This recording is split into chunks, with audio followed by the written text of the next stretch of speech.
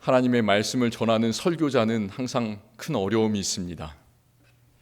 어떻게 어렵냐면 같은 말씀을 여러 번 전해야 되는데 그 말씀을 서로 다른 각도에서 또 깊이에서 바라볼 수 있도록 적용할 수 있도록 우리 성도님들을 그 말씀 속으로 이렇게 깊이 초청하는 역할이 바로 이 설교자의 역할이기 때문입니다. 특히 우리가 오늘 읽은 누가복음 15장의 말씀처럼 참 잘 알려진 그런 설교 말씀을 전할 때는 더 그렇습니다. 아마 어렸을 때부터 이 말씀을 많이 들어왔으리라 생각됩니다. 거의 누구나 다 아는 탕자의 비유라고 알려진 이 말씀. 이 말씀을 어떻게 잘 전할 수 있을까? 저는 그 말씀을 준비하면서 마음속에 깊이 두려운 생각이 들었습니다. 예수님께서는 참 비유의 말씀을 많이 하셨습니다. 마태복음, 마가복음, 누가복음 이 세 개의 복음서에 모두 37개의 비유의 말씀을 하셨습니다. 그 비유가 뭐냐면 비유는 실제로 세상에서 일어난 일은 아니고 있을 법한 그런 내용들을 일상생활 우리가 주변에 살고 있는 그런 친근한 것들, 친근한 소재들을 사용해서 이야기하는 것을 말합니다. 그러면서 사람들이 자기가 살아가는 보통 그런 이야기들을 통해서 마음속 깊이 있는 것들을 끄집어내고 깨닫게 하기 위해서 하는 것, 바로 그게 비유입니다. 예수님은 여러 가지 비유를 사용하셨는데 때때로 농사짓는 이야기도 하시고 동전, 양, 종과 주인의 관계 이런 것들, 그 당시의 사람들이 약 2000년 전의 사람들이 주변에서 쉽게 아주 접할 수 있는 그런 내용을 가지고 이야기들을 하셨습니다. 그러면서 예수님께서는 그 속에서 사람들이 자기 생활을 발견하는 것이 아니라 결국 하나님의 마음을 알았으면 좋겠다. 또 예수님께서 항상 강조하시고 선포하시던 하나님 나라의 비밀을 정말 작은 것이라도 사람들이 알았으면 좋겠다. 그러기 위해서 이런 이야기들을 말씀하셨습니다. 오늘 우리가 읽은 그 누가복음 15장의 탕자의 비유에서도 우리는 참 많은 것을 생각해 볼 수가 있습니다.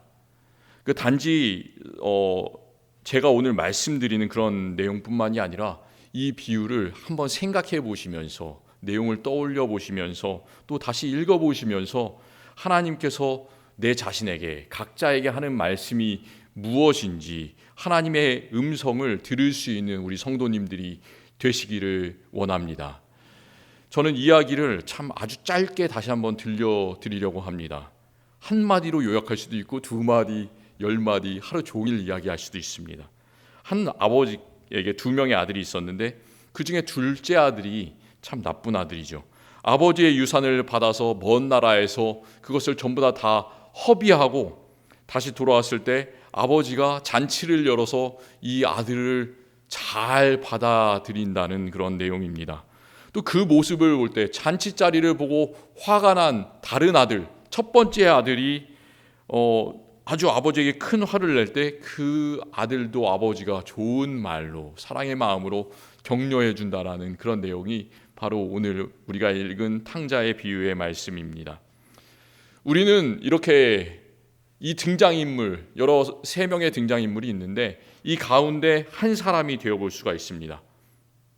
나는 그 중에 한 사람이다 생각해 보세요.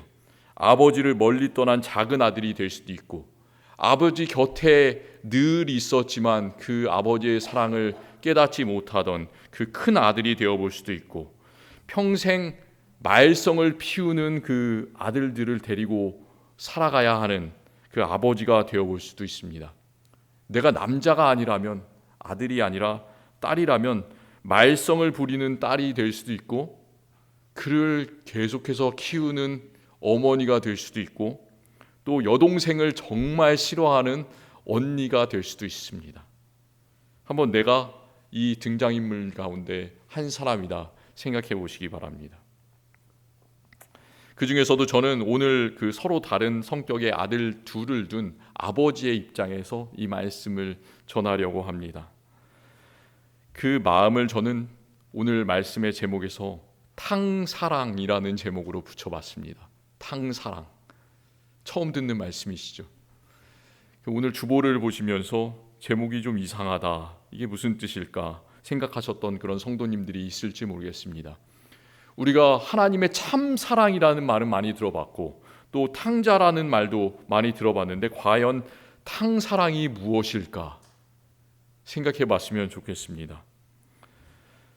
탕자라는 말을 할 때 한자가 참 재미가 있습니다. 그 한자는 방탕할 탕자를 씁니다. 방탕한 탕자를 생각해 보시면 저도 한자를 오래전에 공부를 하고 요즘에는 잘 공부를 안 해서 잘 모르겠는데 찾아보니까 참 재미가 있습니다. 그 위에하고 밑에 부분이 결합되어 있는데 위에 쓰는 그 단어는 풀초자를 쓰고 있습니다. 풀초자. 그리고 그 아래쪽에 있는 한자는 끓일 탕자를 써요. 목욕탕 할 때 쓰는 그 탕자. 그래서 이 방탕할 탕자는 방탕, 소탕, 음탕, 탕감, 탕평책 이런 여러 가지 그 말을 쓸 때 이 탕자를 씁니다. 그런데 그러니까 풀이 위에 있고 그 다음에 팔팔 끓이는 목욕탕 같은 게 막 가스 버너 같은 게 밑에 있다라는 그런 뜻입니다. 어떻게 되겠습니까? 된장찌개를 한번 우리가 끓인다고 생각해 보세요. 오늘 된장찌개를 집에 가서 한번 먹고 싶다 생각해 보시기 바랍니다. 저는 된장찌개를 한 번도 만들어 본 적은 없습니다. 옆에서 구경만 해봤습니다. 그런데 끓이는 방법은 알고 있습니다. 먼저 물을 올리고 그 다음에 그 된장을 풀어야 되겠죠. 그 다음에 된장을 푼 다음에 순서로 어떻게 재료를 넣어야 됩니까? 딱딱한 것부터 흐물흐물한 순서대로 넣어야 되죠. 그래서 맨 처음에 감자를 넣고 그 다음에 뭘 넣어야 될까요? 모르겠어요. 감자도 넣고 그 다음에 버섯이 있으면 버섯도 넣고 어니언도 넣고 이렇게 하면서 쭉쭉 순서대로 넣어 나갑니다. 그 다음에 자기가 원하는 것들을 막 넣은 다음에 맨 마지막에 넣어야 되는 것이 무엇일까요? 그 위에 풀을 딱 뿌리죠. 예. 풀 같은 것들, 그런 파 같은 것들, 그런 것들을 뿌립니다. 그런데 순서를 그 반대로 하면 어떻게 될지 한번 생각해 보십시오. 팔팔 끓는 물에 바로 그 파를 집어 넣으면 어떻게 되겠습니까? 그러면 다른 것들을 넣기도 전에 파는 모양이 전부 다 이그러지고 나중에는 아무런 형체도 알아볼 수 없는 그런 것이 됩니다. 그게 바로 풀이에요. 풀을 팔팔 끓이는 그런 것입니다. 그게 바로 방탕할 탕자입니다. 그러니까 이 작은 아들은 가지고 있는 것을 정말로 남김없이 동전 하나 남지 않을 때까지 다 썼습니다. 그것이 바로 방탕이라는 뜻입니다. 허랑방탕해서 아무것도 가지지 않고 그 먼 나라에서 이제는 아무것도 할 수가 없어서 돼지를 키우게 되고 또 돼지가 먹는 열매를 가져다가 먹어야 될 정도로 아무것도 남김없이 전부 다 털어서 썼던 이런 방탕한 아들을 우리는 볼 수가 있습니다. 그런데 우리는 이 작은 아들만 방탕했다고 생각하는데 큰 아들도 방탕했습니다. 왜 그럴까요? 왜 큰 아들이 방탕했다고 저는 생각할까요? 그 큰 아들은 더 이상 미움의 감정을 표시할 수 없을 때까지, 아무것도 미워할 수 없을 때까지 자기 동생을 끝까지 미워했습니다. 방탕하면서 미워했습니다. 자기 동생이 집으로 다시 오기 전까지 이 작은 자기 동생을 걱정할 수도 있었을 텐데 그에게는 동생이 돌아왔을 때도 자기 동생을 측은히 여기는 그런 마음이 전혀 없었습니다.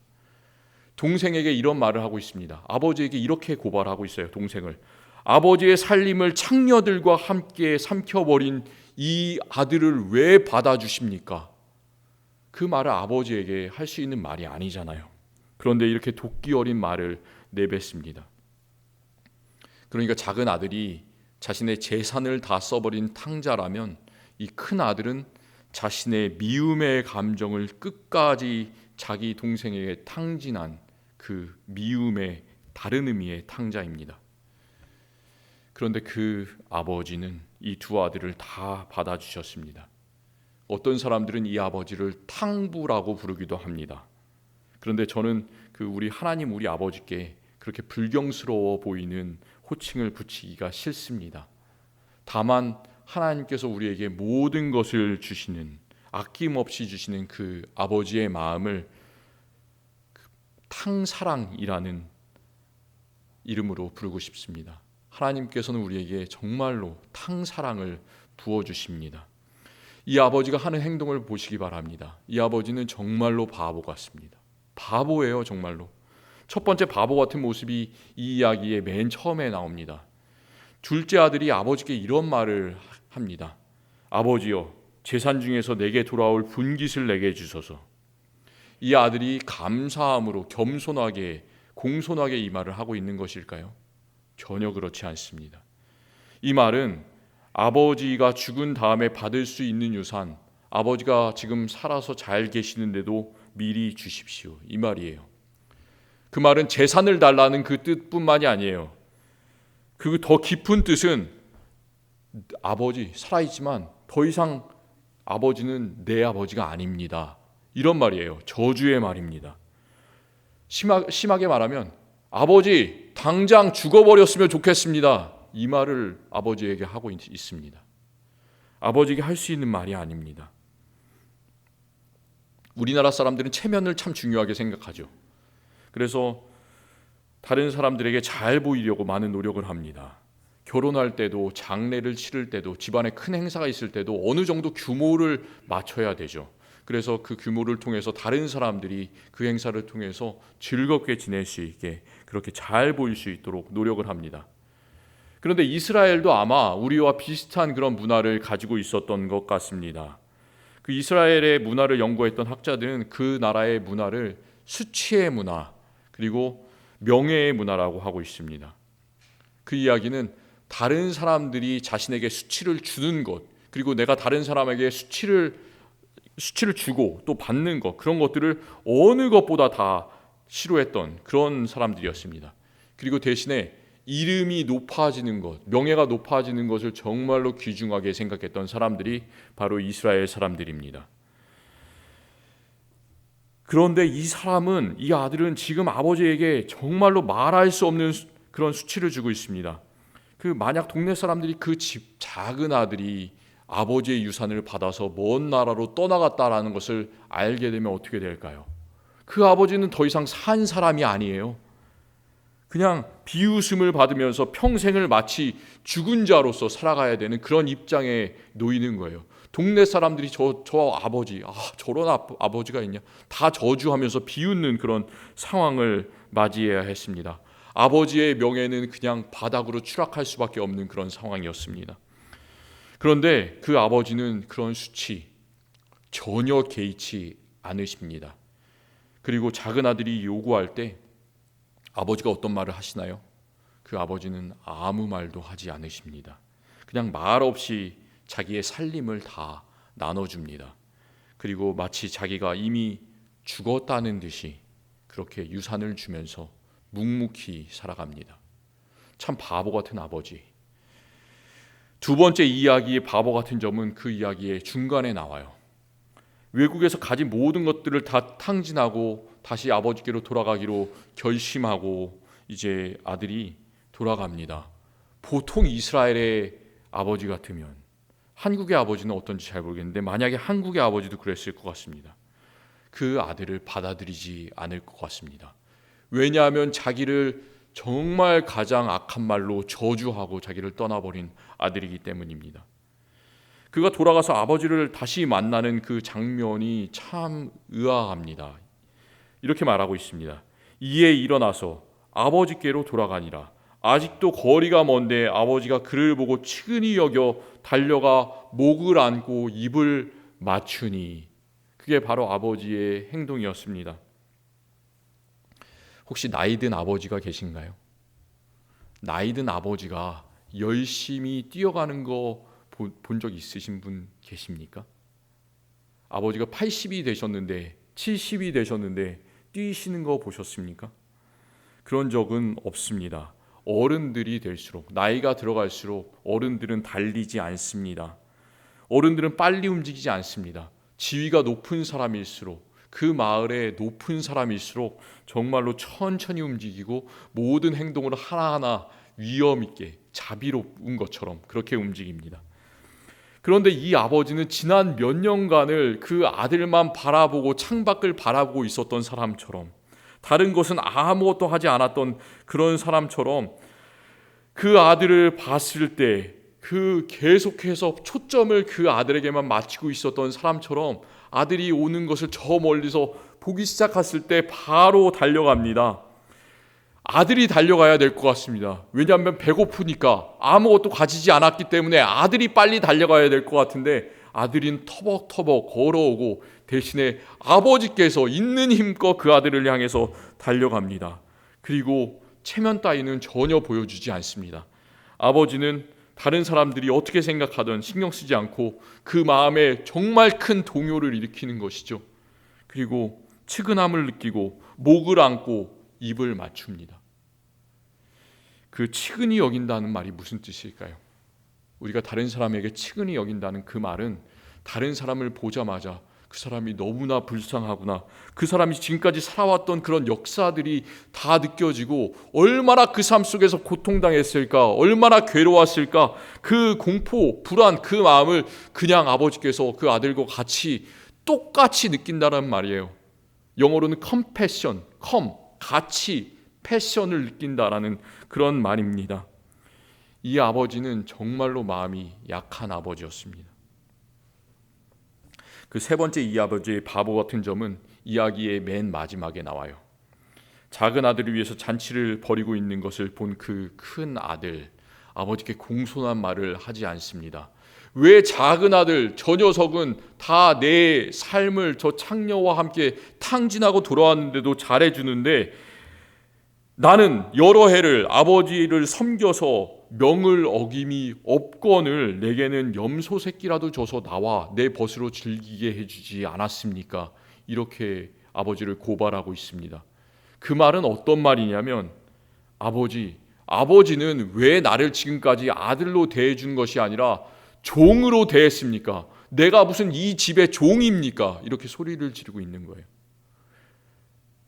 요즘 같이 말하면 왜 노동을 그렇게 착취하면서 몇 년 동안 나에게 아무것도 주지 않습니까? 이런 얘기입니다. 아버지 화를 낼 법한데 큰 아들에게도 소리 지르지 않으십니다. 가장 인자한 목소리로 너는 항상 나와 함께 있으니 내 것이 다 너의 것이다.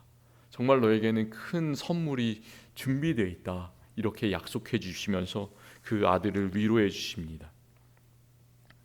우리 하나님 아버지는 예수님께서 하신 이 이야기에 나오는 그 아버지 같습니다.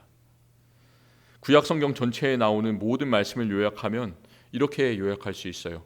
계속해서 하나님을 떠나려는 사람들과 그럼에도 불구하고 미련하게 끝까지 사람을 찾으시는 하나님의 이야기가 반복되고 있습니다. 다르게 말하면 사람들은 계속해서 악하고 영악해서 하나님을 멀리 하는데 계속해서 속아 넘어가시면서도 그들을 용서하시고 끊임없이 사랑을 베푸시는 무한한 사랑을 주시는 그 하나님의 이야기, 그것이 바로 구약 성경 전체에 반복되는 이야기입니다. 이스라엘의 왕이 있기 전에 사사들, 12사사들이 나라를 다스렸습니다. 그냥 우리가 성경을 읽을 때는 사사들이 주인공 같은데 사사들은 주인공이 아닙니다. 사사들은 그냥 하나님께서 사용하시는 도구에 불과합니다.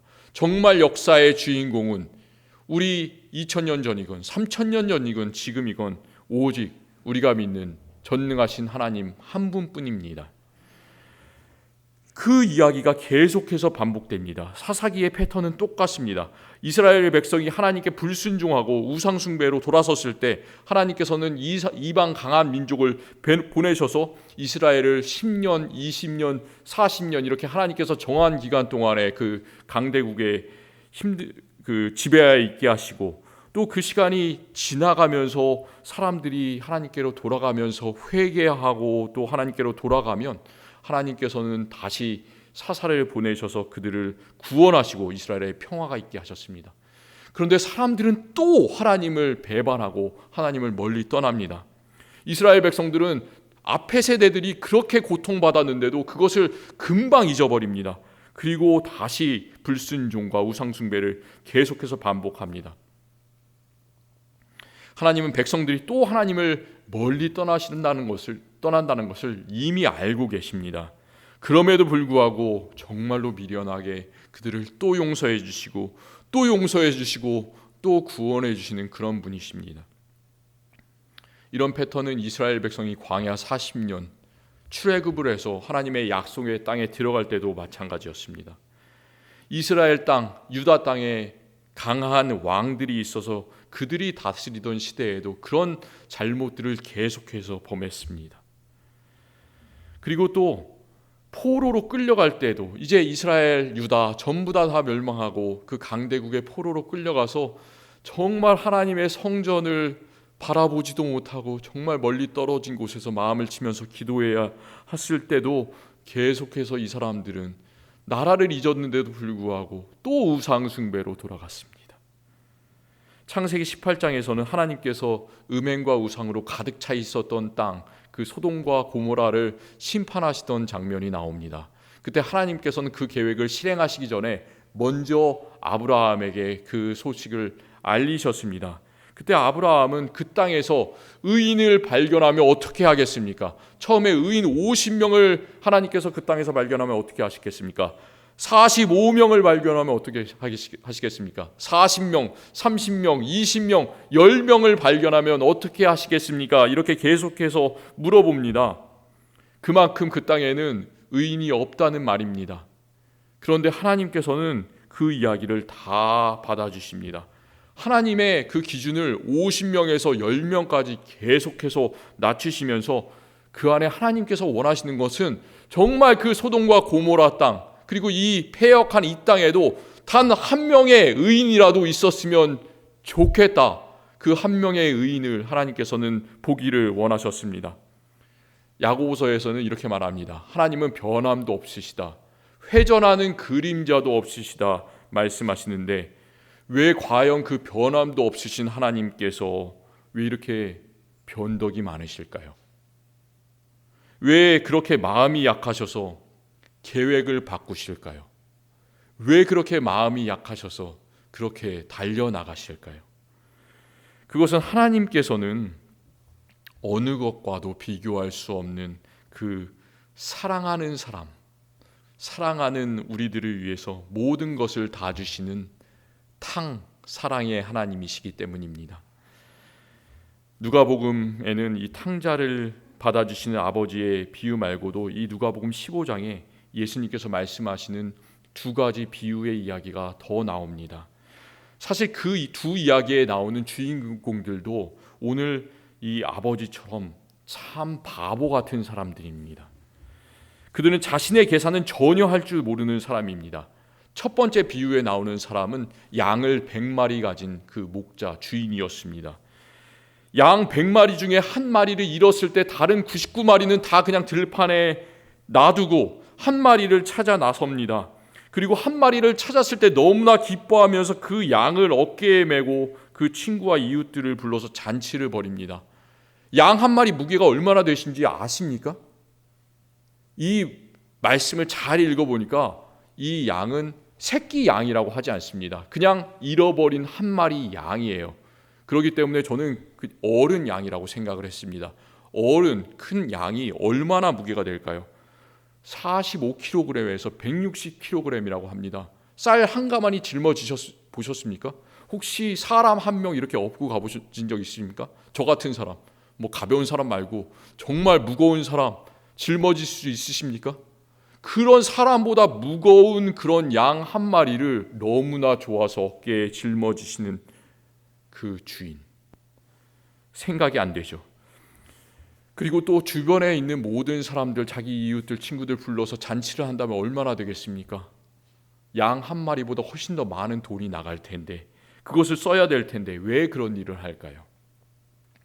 이 사람은 참 미련합니다. 그런데 그런 일을 합니다. 그리고 그 두 번째 비유에 나오는 여인도 마찬가지입니다.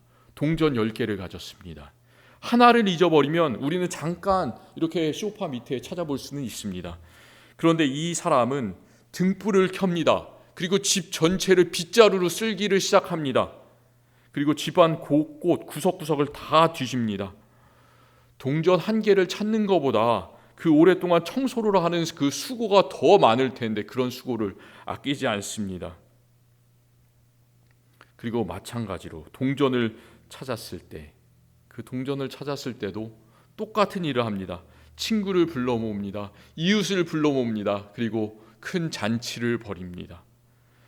그 동전 하나보다 훨씬 더 많은 돈을 써야 될 텐데 그 동전 찾은 것이 너무나 좋아서 그 여인은 그런 미련한 행동을 합니다. 이 이야기에 나오는 아버지, 양을 찾은 목자, 동전을 찾은 여인처럼 하나님의 사랑은 정말로 미련합니다. 하나님은 미련한 분이셔요. 절대로 하나님은 돈으로 계산을 하지 않으십니다. 손해볼 것을 아시는데도 계속해서 우리를 위해서 속아주십니다. 그러기에 하나님은 세상의 어떤 누구보다 가장 더 보잘것없고 정말로 흉악한 나 같은 사람, 나를 맞아주시고 나와 친구가 되기 위해서 세상에서 가장 귀한 그분 예수 그리스도를 십자가에 선물로 내어주셨습니다. 우리가 이 십자가를 생각할 때마다 우리의 마음속에 깊은 눈물이 흘러나왔으면 좋겠습니다. 우리가 시간이 지날수록 남자들은 더 그런데 눈물이 메마르잖아요. 드라마를 봐도 아무런 감정이 없잖아요. 그런데도 불구하고 하나님의 이 사랑의 드라마를 읽을 때마다 들을 때마다 우리의 마음속에서 정말로 멈추지 않는 눈물이 나왔으면 좋겠습니다. 우리가 살고 있는 세상은 정말로 영악한 사람들이, 계산을 잘하는 사람들이, 이기적인 사람들이 성공하게 되어 있는 그런 세상입니다. 자기 앞가림을 잘하는 사람들이 미련한 사람보다 자기 계획을 잘 세우고 또 앞날을 준비해 갈 수 있는 그런 세상입니다.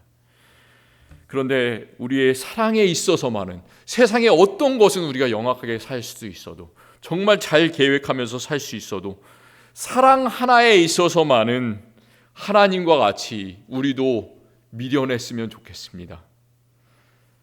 고린도전서 1장 25절에서 하나님의 어리석음이 사람보다 지혜롭고 하나님의 약하심이 사람보다 강하니라 말씀합니다. 그 말씀처럼 내 자신을 자랑하는 것이 아니라 하나님을 우리가 자랑했으면 좋겠습니다.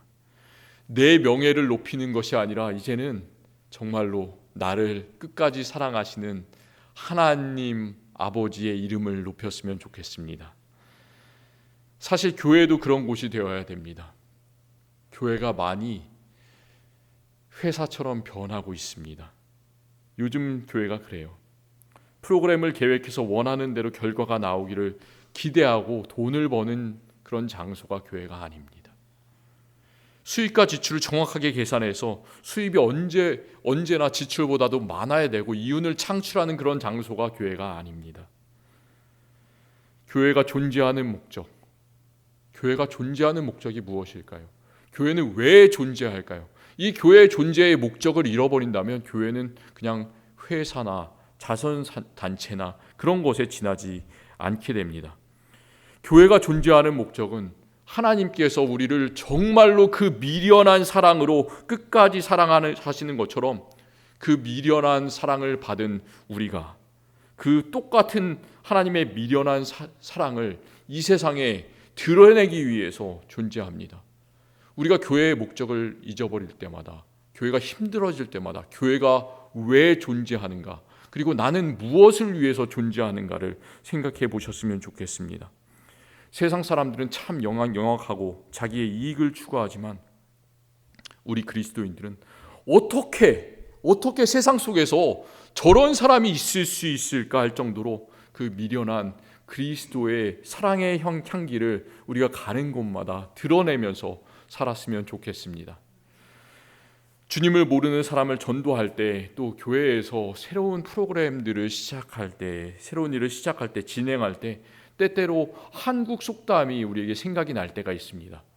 그 속담은 밑 빠진 독에 물 붓기라는 속담입니다. 왜 과연 당장 눈에 보이는 효과가 일어나지 않는데 교회는 이런 일을 계속해서 해야 되는 것인가? 이게 뭐 자선 사업도 아니고 왜 이래야 되는가? 의구심이 들 때가 있습니다. 그때마다 우리가 요한일서에서 사도 요한이 노래했던 하나님의 사랑의 그 노래를 기억했으면 좋겠습니다. 이렇게 말합니다. 사랑하는 자마다 하나님으로부터 나서 하나님을 알고 사랑하지 아니하는 자는 하나님을 알지 못하나니 이는 하나님은 사랑이시니라. 이는 하나님은 사랑이시니라. 여기에는 다른 어떤 설명도 있지 않습니다. 그 말은 이런 사람은 하나님께서 사랑하시고 다른 사람은 하나님께서 사랑하시지 않는다, 이런 말도 아니고, 하나님은 그냥 사랑 자체, 사랑이라는 말을 쓸 때는 그냥 그것은 하나님과 똑같은 말이라는 그런 말이에요. 하나님은 사랑이시라. 우리가 사랑하다가 지칠 때도 있습니다. 또 사랑할 때 밑빠진 독에 물 붓기, 이런 속담이 생각날 때도 있습니다. 그런데 그렇게 생각할 필요가 없습니다. 왜 그럴까요? 밑빠진 독에 물을 부을 때 그 독에는 물이 하나도 고이지 않습니다. 그 물은 그냥 우리가 가진 독을 통과하지만 그 물은 어디로 갑니까? 그 물은 대지를 적시고 그 땅에서 새로운 새싹이 솟아나게 하는 것이 바로 그 물, 바로 하나님의 생명수이기 때문입니다. 우리에게는 과연 아무것도 남지 않을지 몰라도, 내 자신의 삶에는 아무런 이득이 될지 안 될지 몰라도, 그 물이 내 독을 통과할지 몰라도, 그 물은 하나님께서 만드신 이 땅을 적시고 풍요롭게 하고 또 그 안에서 열매가 맺게 하는 것, 그것이 바로 진정한 하나님의 사랑의 법칙입니다. 또 그것은 우리들이 살아가는 세상의 법칙입니다. 우리에게 끝까지 모든 것을 주시고 우리를 탕 사랑하신 그 하나님을 닮아서 우리도 사랑하는 아버지가 되었으면 좋겠습니다. 사랑하는 어머니가 되었으면 좋겠습니다. 또 내가 좀 나이가 많다면 사랑하는 할머니, 사랑하는 할아버지가 되었으면 좋겠습니다. 그리고 사랑하는 자녀가 되었으면 좋겠습니다. 그리고 그 무엇보다도 뜨겁게 우리를 너무나 미련하게 사랑하신 그 하나님을 사랑하는 우리 모든 성도님들이 되셨으면 좋겠습니다. 기도하겠습니다. 하나님, 참 감사합니다. 이 사순절 기간에 하나님의 사랑은 우리가 생각하고 또 생각해도 헤아릴 수가 없습니다. 어떻게 그 하나밖에 없는 아들을 이름도 없고 빛도 없고 먼지만도 못한 우리를 위해서 주셨습니까? 그 사랑 생각할 때마다 우리의 눈물이 나게 하여 주시옵소서. 우리의 마음이 하나님의 사랑으로 뜨거워지게 하여 주시옵소서. 그래서 하나님의 그 미련한 사랑을 받은 우리들도 우리 자녀들을, 우리 부모님을, 우리 형제 자매를, 그리고 우리 교회의 지체를, 우리가 만나는 세상 사람들을 미련할 정도로 사랑하게 하여 주시옵소서. 예수님의 그 놀라운 사랑의 향기를 이 세상에 증거하게 하여 주시옵소서. 우리에게는 어떤 것이 남지 않을지 몰라도 이 세상이 우리 때문에 아름다워지기를 원합니다. 우리가 그 하나님의 법칙대로 살기를 원합니다. 그때 우리가 이 땅의 것을 기대하는 것이 아니라 정말로 하나님께서 주신 저 놀라운 천국을 바라보면서 달려나가는 우리들 되게 하여 주시옵소서. 예수 그리스도의 이름으로 기도드립니다. 아멘.